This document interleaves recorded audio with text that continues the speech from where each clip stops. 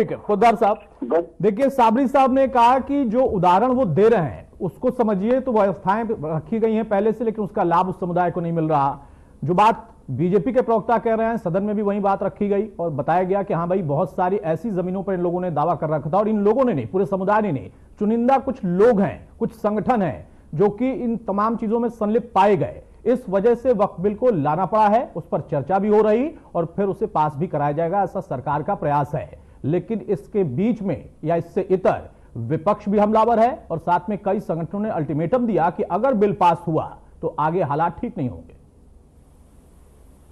देखिए मुझे आपको एक चीज समझनी पड़ेगी, हमारे हिंदुस्तान के अंदर आज एक परिपाटी सी बन गई है, और परिपाटी क्या बन गई है कि अगर ज्यादातर संख्या ऐसे लोगों की होगी, उनको अगर कोई कहे कि कौवा तुम्हारा काम ले गया तो वो अपना काम नहीं संभालते, वो सब एक पीछे दौड़ना चालू कर देते हैं। मैं ये बात इसलिए कह रहा हूँ क्योंकि जिस तरीके से ये वक्फ बिल का या वक्फ संशोधन बिल का जो मुद्दा चल रहा है, इसके अंदर बड़ी बड़ी बातें तो हो रही है, लेकिन मुझे एक बात बताइए, भारत के संविधान के अंदर जब 26 जनवरी सन 1950 से संविधान लागू हुआ था, उस समय वहां पे वक्फ का कोई प्रावधान नहीं था। सन 1954 में जब संविधान के अंदर वक्फ एक्ट जोड़ा गया तो उस समय इसकी कहीं कोई इसकी डेटा नहीं था, कोई इसका रिकॉर्ड नहीं था। तो उसके बाद में सन 1993 के अंदर जब इस वक्फ बिल को ऐसी भी शक्तियां दी, उस समय सरकार के रिकॉर्ड के हिसाब से लगभग 3.25 लाख एकड़ जमीन वक्फ बोर्ड के पास थी। और आप ये मान के चलिए 2013 के अंदर इसके अंदर फिर कुछ संशोधन करके इसके अंदर कुछ फिर इसको और ऐसी भी शक्तियां दी, तो उस समय बताया गया कि वक्फ बोर्ड के पास भारत के अंदर 6 लाख एकड़ जमीन है। और 2023 आते वक्फ बोर्ड के पास रिकॉर्ड में ये आया कि इसके पास 9 लाख एकड़ जमीन होगी।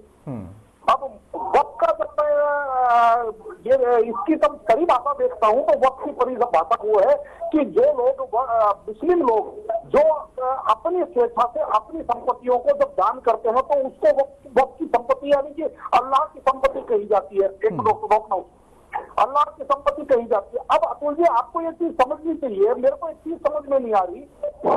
अगर 2070 कमेटी की रिपोर्ट की अगर मैं बात करूं तो उसके अंदर मुसलमानों की, भारत के मुसलमानों की हालत इतनी दयनीय है, शैक्षिक रूप से, आर्थिक रूप से, स्वास्थ्य रूप से, हर प्रकार से भारत के मुसलमानों की स्थिति ऐसी है कि वो दलितों से पिछड़ा हुआ है। अगर हम बात करें कि जो जिस तरीके से स्वच्छता अभियान के तहत जो शौचालय दिए गए, उन शौचालयों के अंदर 42% जो लाभार्थी वर्ग है वो मुस्लिम वर्ग है। प्रधानमंत्री आवास योजना के तहत जिनको मकान मिला है उसके अंदर 36% जो लाभार्थी वर्ग है वो मुस्लिम वर्ग है। और जब हज के लिए सब्सिडी की बात करते हैं तो वहां पे 98% मुसलमान सब्सिडी के द्वारा हज करने जाता है। और जब हम बात करते हैं आर्थिक डेटा की तो पता चलता है कि 60% के ऊपर का मुसलमान देश के अंदर गुर्बत की जिंदगी जी रहा है। लेकिन उसने पिछले 15-20 वर्षों के अंदर, 25 वर्षों के अंदर इस देश के वक्फ बोर्ड को 6 लाख एकड़ जमीन दान कर दी। अब मेरे को ये चीज समझ में नहीं आई कि इतने बड़े धनाढ्य सेठ कहां से आ गए कि जिनके पास अपना घर का शौचालय बनाने के लिए पैसा नहीं है, जिनके पास अपना 2 कमरों का मकान बनाने के लिए पैसा नहीं है, जिनके पास अपने पैसे से हज करने के लिए पैसा नहीं है, जो 70 कमेटी के रिपोर्ट के हिसाब से सबसे ज्यादा निचले स्तर पे है, उन लोगों ने मिलकर के और 6 लाख एकड़ जमीन दान कर दी।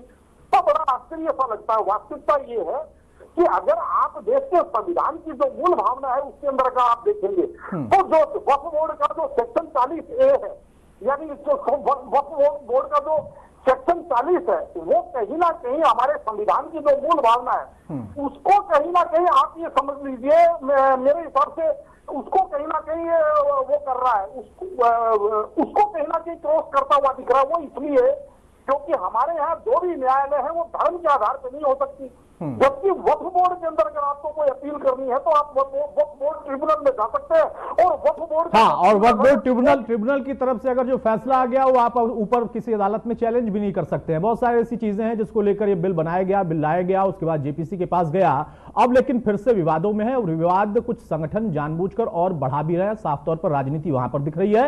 लेकिन कहा जा रहा कि बीजेपी राजनीतिक तौर पर यह बिल ला रही। साबरी साहब, जो बात श्रीवास्तव साहब ने कही और जो बात पोद्दार साहब कह रहे हैं उससे कुछ इत्तेफाक आप रखेंगे? क्या यह सच नहीं है कि हां, जब इस देश में सब कुछ संविधान से चलता है और आप लोग भी संविधान से मानते हैं, तो वक्त भी संविधान के दायरे में आए तो बेहतर होगा और उसी समाज को, उसी तबके को भी उसका फायदा मिलेगा। इसमें बहुत सारे और लोग भी जुड़ेंगे।